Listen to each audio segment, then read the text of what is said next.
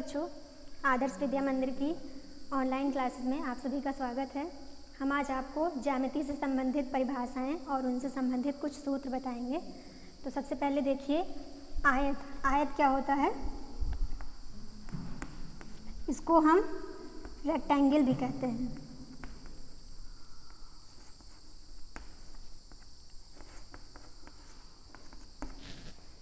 आयत रेक्टेंगल ऐसा चतुर्भुज जिसकी आमने सामने की भुजाएं बराबर होती हैं और प्रत्येक कोण 90 अंश का होता है, वह आकृति क्या कहलाती है? आयत। तो क्या लिखेंगे? वह चतुर्भुज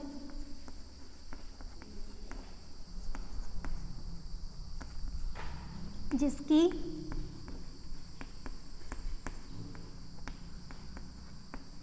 आमने सामने की भुजाएं बराबर होती हैं। वह चतुर्भुज जिसकी आमने सामने की भुजाएं बराबर होती हैं तथा प्रत्येक कोण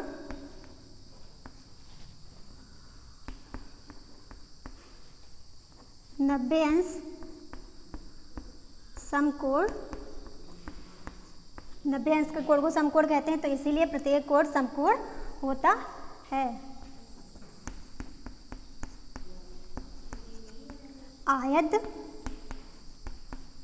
कहलाता है। तो क्या बताया हमने? वह चतुर्भुज जिसकी आमने सामने की भुजाएं बराबर होती हैं तथा प्रत्येक कोण 90 अंश यानी जिसको हम समकोण कहते हैं, समकोण होता है, तो आयत कहलाता है। तो आयत की आकृति कैसी दिखेगी? हमने एक चतुर्भुज बनाया, इसकी क्या हुई? इसको नाम रखा ABCD। आमने सामने यानी कि AD भुजा जो है BC के बराबर होगी और AB भुजा बराबर होगी CD के। ठीक है, तो ये आमने सामने की यानी कि ये भुजा इसके बराबर है और ये भुजा इसके बराबर है।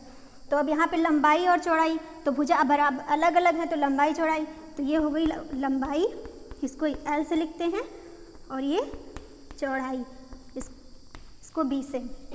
तो अब सूत्र क्या बनेगा इसमें? पहले तो हम क्षेत्रफल लिखेंगे आयत का। तो आयत का क्षेत्रफल, आयत का क्षेत्रफल होता है लंबाई गुणे चौड़ाई। इसको हम लिखते हैं लंबाई गुणे चौड़ाई, या लिख सकते हैं L गुणे B। ठीक है, क्या लिख सकते हैं? L गुणे B। तो ये हो गया क्षेत्रफल। क्षेत्रफल यानी कि ये वाला पार्ट हमारा अंदर का, अंदर की माप जितनी होगी वो क्षेत्रफल कहलाएगा। तो ये लंबाई गुणे चौड़ाई। ठीक है, अब लिखेंगे आयत का परिमाप। तो परिमाप क्या होता है? यानी कि चारों भुजाओं का योग। जो चारों भुजाएं होती हैं हमारी, चतुर्भुज इसीलिए तो होता है, चारों भुजाएं जो होती हैं उसका योग। तो आयत का परिमाप होगा, आयत का परिमाप, ये आयत का परिमाप होता है 2 ब्रैकेट में लंबाई प्लस चौड़ाई। यानी कि लंबाई भी 2 बार आई है और चौड़ाई भी 2 बार आई, इसीलिए 2 बार लंबाई लेंगे, 2 बार चौड़ाई, तो वहाँ से हो जाएगा 2 ब्रैकेट लंबाई प्लस चौड़ाई। इसको लिख सकते हैं 2 ब्रैकेट L प्लस B। अब आयत के बाद, अभी आयत की परिभाषा बताई, उसके बाद आता है वर्ग। इसको हम कहते हैं स्क्वायर। वर्ग स्क्वायर, इसकी परिभाषा ये होती है कि ऐसा चतुर्भुज जिसकी चारों भुजाएं बराबर होती हैं और प्रत्येक कोण 90 अंश का होता है, वो क्या कहलाता है? वर्ग कहलाता है। तो लिखेंगे वह चतुर्भुज जिसकी चारों भुजाएं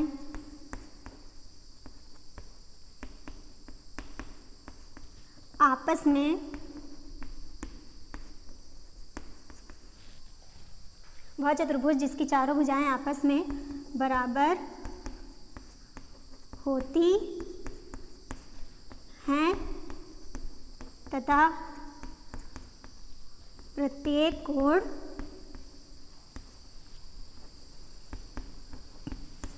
90 अंश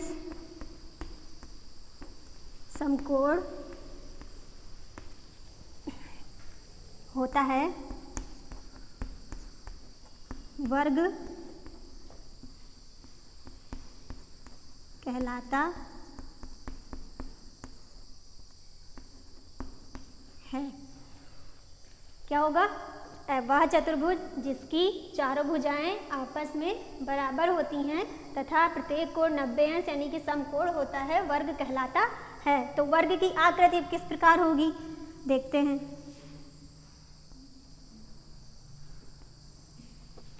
ये है आयत वर्ग, ये है आकृति वर्ग की। इसमें ये ए बी सी डी, इसमें क्या होता है चारों भुजाएं आपस में बराबर होती है, यानी कि ए बी भुजा बी सी के बराबर होगी, बी सी होगी सी डी के बराबर और सी डी होगी ए डी के बराबर। ऐसे चारों भुजाएं बराबर होती हैं और प्रत्येक कोण क्या होता है 90 अंश का होता है।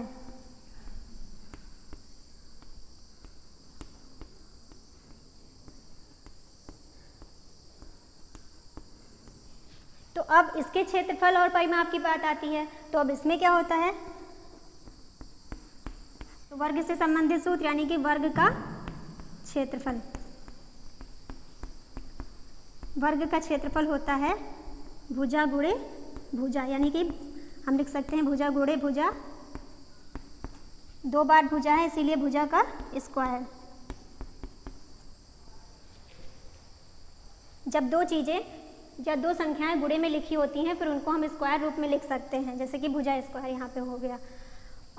भुजा स्क्वायर यानी हमने ए से प्रदर्शित किया है भुजा को, इसीलिए ए स्क्वायर हो जाएगा। अब बात आती है वर्ग का परिमाप। तो वर्ग का परिमाप, वर्ग का परिमाप होता है, हमने पहले ही बताया है कि चारों भुजाओं का योग, यानी कि भुजाएं 4 बार आएंगी तो 4 गुणे भुजा लिख सकते हैं, 4 गुणे भुजा, 4 गुणे ए, ये हो जाएगा 4। ठीक है, तो वर्ग का क्षेत्रफल क्या निकल के आया, भुजा गुणे भुजा यानी कि ए स्क्वायर, और वर्ग का परिमाप क्या निकला 4 गुणे भुजा 4a। वर्ग पढ़ाया, वर्ग के बात आती है त्रिभुज की। त्रिभुज क्या होता है और इसकी परिभाषा क्या होती है और इससे संबंधित सूत्र क्या होते हैं। त्रिभुज को हम ट्रायंगल भी कहते हैं। तो त्रिभुज वो होता है कि 3 सरल रेखाओं से घिरी बंद आकृति को हम क्या कहते हैं, त्रिभुज कहते हैं। और त्रिभुज में क्या होता है 3 शीर्ष होते हैं, 3 कोण होते हैं और 3 भुजाएं होती हैं, जैसा कि हमने पहले ही बताया 3 सरल रेखाओं से या भुजाओं से। तो लिखेंगे 3 सरल रेखाओं से घिरी 3 सरल रेखाओं से घिरी बंद आकृति को त्रिभुज कहते हैं। 3 सरल रेखाओं से घिरी बंद आकृति को त्रिभुज कहते हैं। अब इसमें होता क्या है, इसमें होता है इस त्रिभुज में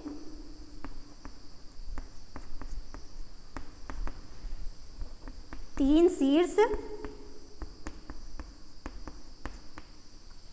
त्रिभुज में 3 शीर्ष, 3 कोण और 3 भुजाएं होती हैं।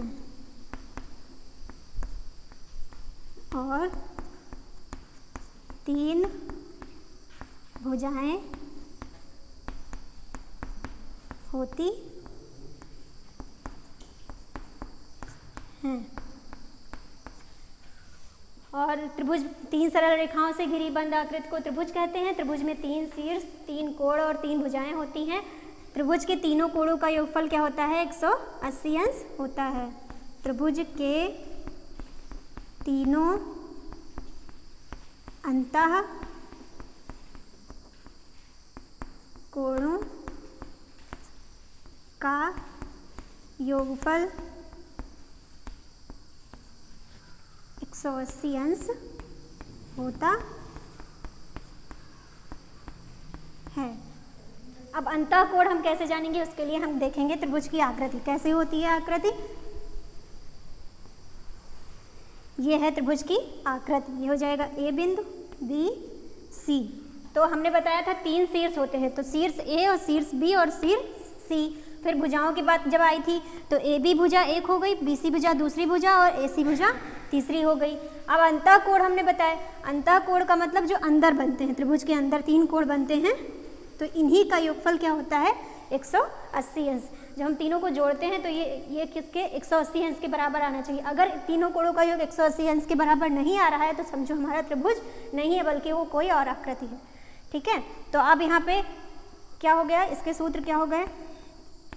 पहला तो सूत्र यही हो गया है कि त्रिभुज के तीनों अंतःकोणों का योगफल बराबर किसके होता है 180 के होता है। अब बात आती है त्रिभुज का क्षेत्रफल क्या होता है। लेकिन त्रिभुज के क्षेत्रफल के लिए हमको क्या करना पड़ेगा, यहाँ से ऊंचाई बनानी पड़ेगी कि हमारा जो त्रिभुज है वो कितना ऊंचा है, यानी कि लंबाई, इसका नाम डी रख लेते हैं, एडी हो जाएगी ऊंचाई। तो यहाँ पे हो जाएगा त्रिभुज का क्षेत्रफल। त्रिभुज का क्षेत्रफल जो होता है वो होता है 1/2 आधार गुणे ऊंचाई।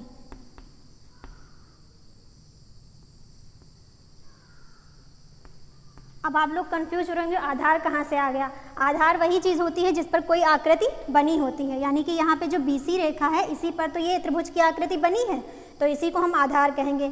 अगर हमने इसको मान लिया A और ऊंचाई इसकी हो गई h, इसको ऊंचाई को h से दिखा दिया तो ये हो जाएगा त्रिभुज का क्षेत्रफल हो जाएगा 1/2 गुणे आधार है a और ऊंचाई क्या है इसकी h। तो यहाँ से निकल के आया क्या, त्रिभुज का क्षेत्रफल बराबर 1/2 आधार गुणे ऊंचाई, यानी कि 1/2 a गुणे h।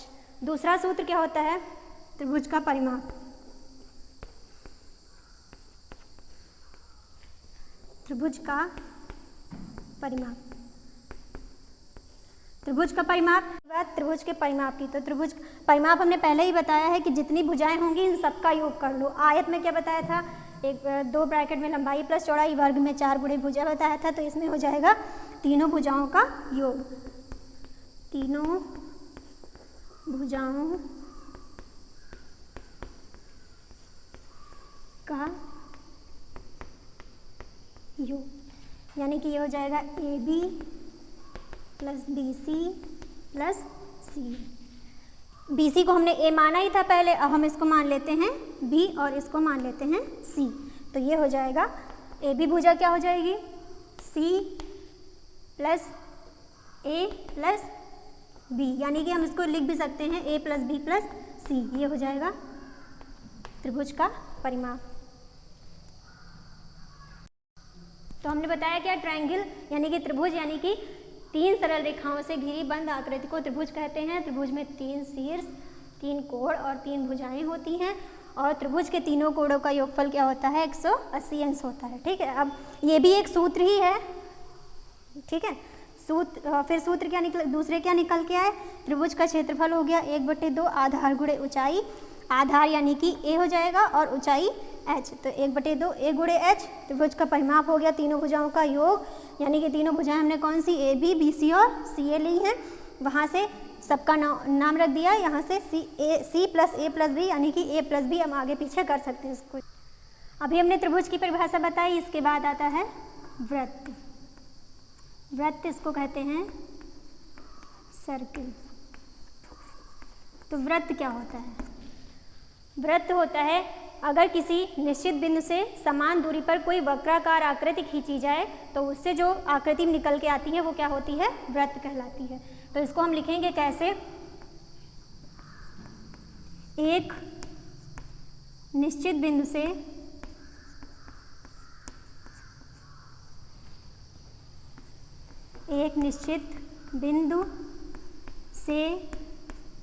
समान दूरी पर खींची गई, एक निश्चित बिंदु से समान दूरी पर खींची गई वक्राकार आकृति को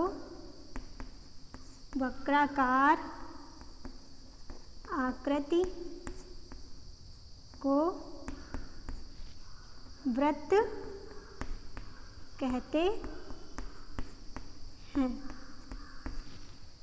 तो अब यहाँ पे कन्फ्यूजन की बात ये है कि निश्चित बिंदु क्या हुआ और समान दूरी क्या हुई। तो यहाँ पे हमने लिख दिया है कि बताया कि एक निश्चित बिंदु से समान दूरी पर खींची गई वक्राकार आकृति को वृत्त कहते हैं। तो जो निश्चित बिंदु होता है, यह निश्चित बिंदु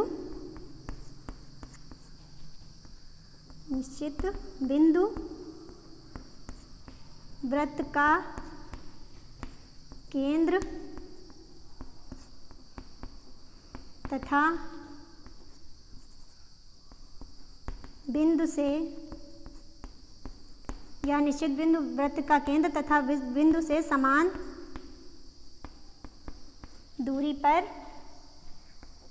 दूरी पर खींची गई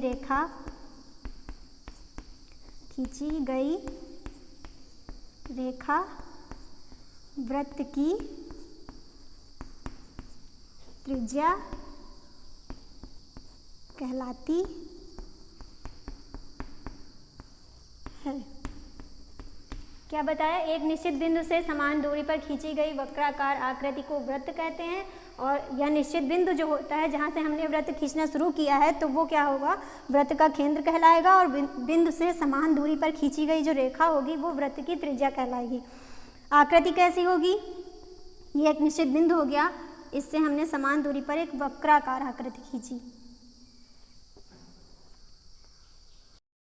ये जो हमने बिंदु को मान करके वक्राकार आकृति खींची, इसका नाम हमने रख दिया O, और जो समान दूरी पर, मतलब जिस दूरी पर वृत्त बनाया गया है, तो वो क्या कहलाएगी? वृत्त की त्रिज्या। यहाँ पे हमने रख दिया, इसका नाम है वृत्त के केंद्र से A बिंदु तक की दूरी क्या कहलाएगी? वृत्त की त्रिज्या कहलाएगी। और इस वक्राकार आकृति की माप वृत्त की परिधि कहलाती, इस वक्राकार आकृति की माप वृत्त की परिधि कहलाती है। तो हमने क्या सीखा? पहले केंद्र सीख लिया, उसके बाद फिर त्रिज्या देखी, और फिर क्या हो जाएगा कि वक्राकार आकृति की माप यानी कि ये दूरी, यहाँ से स्टार्ट किया हमने और यहीं पे आके घूम के यहीं पे पहुँच गए, तो ये क्या कहलाएगी? परिधि कहलाएगी। ठीक है, ये हो गई त्रिज्या और ये हो गई परिधि। परिधि को हम परिमाप भी कहते हैं। जैसे कि हमने आयत में देखा परिमाप, वर्ग में देखा, तो इसमें भी तो होना चाहिए ना, तो इसको हम परिधि भी कहते हैं और परिमाप भी कहते हैं। और ये वृत्त का केंद्र हुआ, केंद्र हो गया, ये त्रिज्या हो गई और ये परिधि हो गई। परिधि यानी कि परिमाप। अब एक चीज़ और होती है वृत्त में, जिसको हम बोलते हैं वृत्त का व्यास। तो व्यास की परिभाषा क्या बनेगी? व्यास की परिभाषा होगी कि वृत्त की परिधि पर, वृत्त की, ये सब पॉइंट्स हैं इसी के परिभाषा के, वृत्त की परिधि पर स्थित दो बिंदुओं को, कोई भी दो बिंदु होंगे, दो बिंदुओं को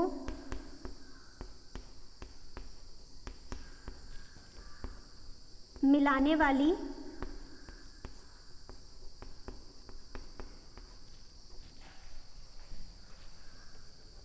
तथा वृत्त के केंद्र से होकर जाने वाली, वृत्त के केंद्र से होकर जाने वाली रेखा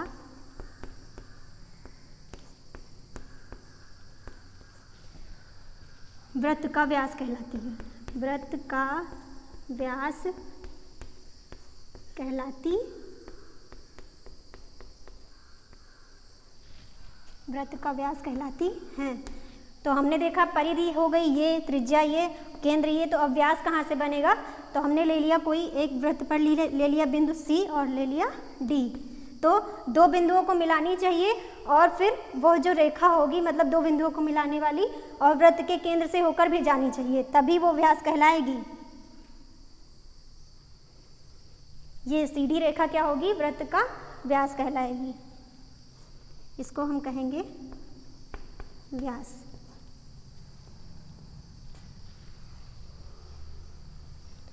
अब एक पॉइंट और इसमें होता है कि वृत्त की परिधि पर, हमने इसमें बताया वृत्त की परिधि पर स्थित दो बिंदुओं को मिलाने वाली तथा वृत्त के केंद्र से होकर जाने वाली रेखा वृत्त का व्यास कहलाती है। एक पॉइंट इसमें ये होता है कि वृत्त की जीवा क्या होती है। वृत्त की परिधि पर स्थित दो बिंदुओं को मिलाने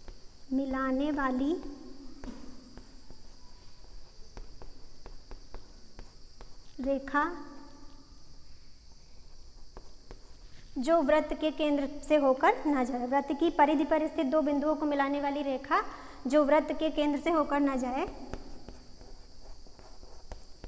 जो वृत्त के केंद्र से होकर न जाए, वृत्त की जीवा कहलाती है। वृत्त की जीवा कहलाती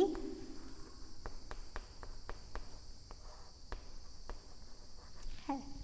अब इसी में हमने एक CD बिंदु लिया, अब इसी में हम लेंगे कोई और दो बिंदु जिसका जो वृत्त की जीवा दिखाएगी। तो यहाँ पे बिंदु हमने ले लिया F और यहाँ पे ले लिया E। तो जीवा की हमने परिभाषा क्या बताई कि वृत्त की परिधि पर स्थित दो बिंदुओं को मिलाने वाली रेखा जो वृत्त के केंद्र से होकर ना जाए, वृत्त की जीवा कहलाती है। तो दो बिंदु हमने ले लिए हैं, इसको मिला देंगे। ये हो जाएगी हमारी जीवा। फिर से देख लीजिए एक बार। एक निश्चित बिंदु से समान दूरी पर खींची गई वक्राकार आकृति को वृत्त कहते हैं।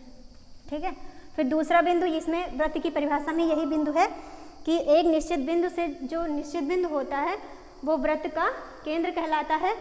जो निश्चित बिंदु जिससे हम लोगों ने खींचा है तो वो वृत्त का केंद्र कहलाएगा, तथा बिंदु से समान दूरी पर खींची गई जो रेखा होगी वो वृत्त की त्रिज्या कहलाएगी, जो क्या है OA। इस वक्राकार आकृति की माप, जो वक्राकार आकृति है उसकी माप जो होगी वो क्या कहलाएगी, वृत्त की परिधि या परिमाप। यहाँ से ये पूरा वृत्त की परिधि कहलाएगी। उसके बाद अगला पॉइंट है कि वृत्त की परिधि पर स्थित दो बिंदु, परिधि पर ही स्थित दो बिंदु होंगे और उसके बाद वो क्या कर रहे होंगे, वृत्त के केंद्र से होकर जा रहे होंगे। वो वाली रेखा जो होगी वो वृत्त का व्यास कहलाएगी। उसके बाद अगला पॉइंट है वृत्त की परिधि। वृत्त की परिधि पर स्थित दो बिंदुओं को मिलाने वाली रेखा जो वृत्त के केंद्र से होकर ना जाए, वृत्त की जीवा कहलाती है। जो FE है वो जीवा हो जाएगी और COD वृत्त का व्यास हो जाएगा। अभी हमने बताया वृत्त क्या होता है, वृत्त की परिधि क्या होती है, त्रिज्या क्या होती है, व्यास क्या होता है और जीवा क्या होती है। तो अब सूत्र इससे संबंधित क्या होते हैं। सूत्र के लिए सबसे पहले हम लेंगे वृत्त का क्षेत्रफल क्या होता है। वृत्त का क्षेत्रफल,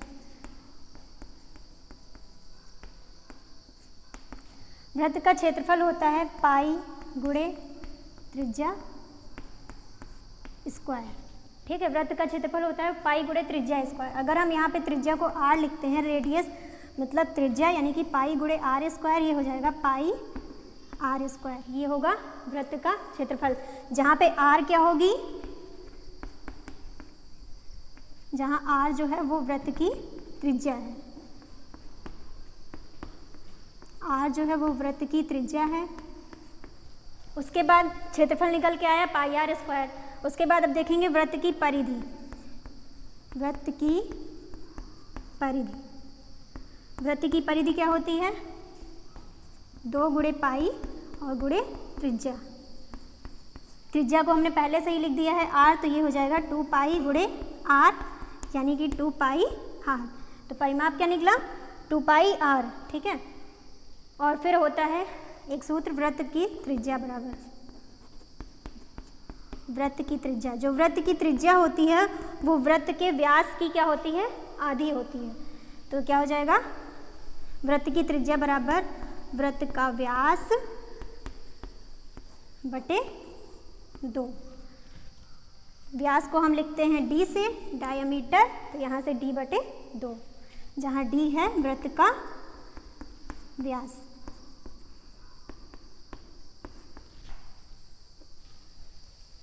और वृत्त का व्यास, इसी से एक और फार्मूला निकलेगा, वृत्त का व्यास बराबर हो जाएगा 2 गुणे त्रिज्या, यानी कि ये हो जाएगा 2 गुणे r 2r। वृत्त का क्षेत्रफल क्या, पाई गुणे त्रिज्या स्क्वायर यानी कि पाई r स्क्वायर हो जाएगा। वृत्त की परिधि या परिमाप होता है 2 पाई गुणे त्रिज्या यानी कि ये हो जाएगा 2 पाई r। फिर वृत्त की त्रिज्या होती है, जो वृत्त की त्रिज्या जो होती है वो व्यास की आधी होती है, तो यानी कि वृत्त का व्यास बटे 2। व्यास को हम d से लिखते हैं, डायमीटर मतलब व्यास होता है तो d बटे 2 हो जाएगा। और वृत्त का व्यास जो होगा, एक और फार्मूला होता है इसमें, वृत्त का व्यास बराबर 2 गुणे त्रिज्या यानी कि 2r। अभी हमने क्षेत्रफल और परिमाप देखा, उसके बाद उसके मात्रक की बात आती है। तो सभी आकृतियों के लिए, जितनी हमने आकृतियाँ पढ़ी हैं, वृत्त पढ़ा है, वर्ग पढ़ा है, आयत पढ़ा है और त्रिभुज, तो सभी आकृतियों के लिए क्षेत्रफल का मात्रक और परिमाप का मात्रक क्या होता है।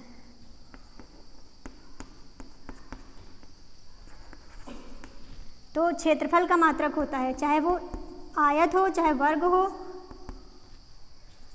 चाहे त्रिभुज हो या वृत्त हो। क्षेत्रफल का मात्रक वर्ग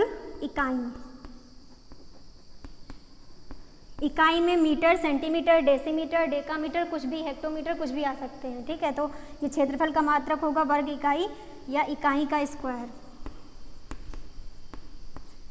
ऐसे लिख सकते हैं। इकाई की जगह पे मीटर, सेंटीमीटर कुछ भी आ सकते हैं। ऐसे ही परिमाप का मात्रक क्या बनेगा, परिमाप का मात्रक बनेगा केवल